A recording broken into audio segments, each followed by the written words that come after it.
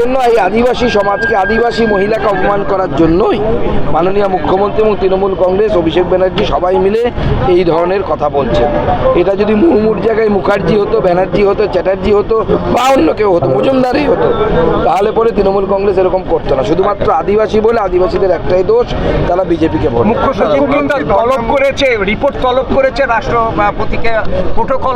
Home minister থেকে হয়েছে প্রোটোকলের মধ্যে। রাষ্ট্রপতি হচ্ছে ভারতবর্ষের সাংবিধানিক সবথেকে সর্বোচ্চ বড় পদ। সেই পদে যিনি আসীন আছেন, তাকে যদি এইভাবে অপমানিত করা হয়, তার মিটিংয়ের জায়গা দেওয়া না হয়, হোম মিনিস্ট্রি তো শুধু কোয়ারি করেছে, শুধু তা এইটুকুই। অন্য দেশ হলে মুখ্যমন্ত্রী অ্যারেস্ট হয়ে যেত, গ্রেপ্তার হয়ে যেত।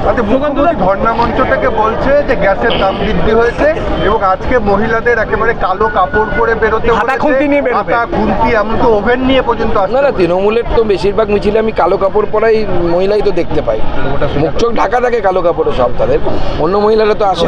মানে কালো কাপড়ে কি অর্থটা বলছে চাইছে? সে আপনাদের বোঝার বুদ্ধি থাকলে বুঝে নেবেন, চিন্তা নেই। মুখ্যমন্ত্রী আজকে শান্তনু ঠাকুরের সঙ্গে দেখা করলেন, কি বলবেন? দেখুন, আমার সাথে কথা হয়নি শান্তনু ঠাকুরের, কি জন্য দেখা করেছেন, কেন দেখা করেছেন। বলছে এসআইআর এর তালিকায় অনেক বিজেপি কার্যকর্তা বা কর্মীদের নামও বিচারাধীনের তালিকায় রয়েছে। বিজেপি হোক, যে কারণে আমি থাকতে পারি বিচারাধীনের তালিকায়, অ্যাডজুডিকেশনের তালিকায়। সেই অ্যাডজুডিকেশনের তালিকায় সবাইকে ফর্ম ফিল আপ করে জমা দিতে হবে। যারা হিন্দু উদ্বাস্তু আছেন তাদেরকে সিএতে অ্যাপ্লিকেশন করতে হবে। সিএর অলরেডি আমার নিজের লোকসভার মধ্যে একটি অঞ্চলে একসাথে গতকাল 76 জন সিএ পেয়েছে, 76 জন একটি অঞ্চলে। তো এখন সিএ ছাড়তে শুরু করেছে, 90,000 সিএর অ্যাপ্লিকেশন হয়েছে। আমার বিশ্বাস এর 90% লোক সঠিক ডকুমেন্টেশন করেছেন। আমাদের কাছে বিভিন্ন সূত্রের মারফত খবর আছে, তারা প্রত্যেকেই সিএর মাধ্যমে নাগরিকত্ব পাচ্ছে। আচ্ছা, এই অভিষেক বন্দ্যোপাধ্যায় আজকে সভা করবেন রায়দিঘি মথুরাপুরে, ওখানে অমিত শাহের যে মাঠে, কি বলবেন? দেখুন, উনি নিজেকে এখন বিরাট বড় হুনু মনে করছেন।